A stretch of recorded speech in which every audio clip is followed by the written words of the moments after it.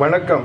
இன்றைக்கி கடும் கோடையாக இருக்குது. கடும் கோடைக்கு வெளியில் போய் நம்ம கடையிலலாம் ஜூஸ் குடிக்கிறோம். அதில் எசன்ஸு, கலரு, சாக்ரீனு எல்லாம் போட்டிருக்கா. ஆற்றுல இப்போ என்ன பண்ணுறோம், இப்போ லெமன் சீப்பாக தான் இருக்குது. 5 ரூபாலேருந்து 10 ரூபா கூட இருக்குது ஒரு பழம். அதை வாங்கி ஒரு 8 பழத்தை வாங்கி நல்லா ஃபில்டர் பண்ணி புழிஞ்சுட்டு அலம்பிட்டு நல்லா நறுக்கி இதேமாரி புழிஞ்சு வச்சுக்கணும்.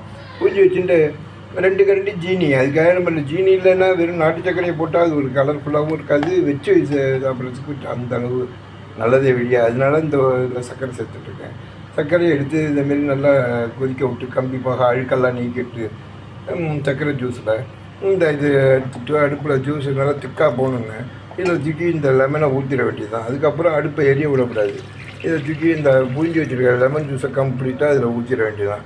ஊற்றிட்டு நல்லா கலக்கிடணும். நல்லா கலக்கிட்டு இதை ஒரு ஏர் போகாத பாட்டிலில் போட்டு வச்சுருந்தா ரொம்ப நல்லாயிருக்கும். அப்பப்போ ஜலத்தை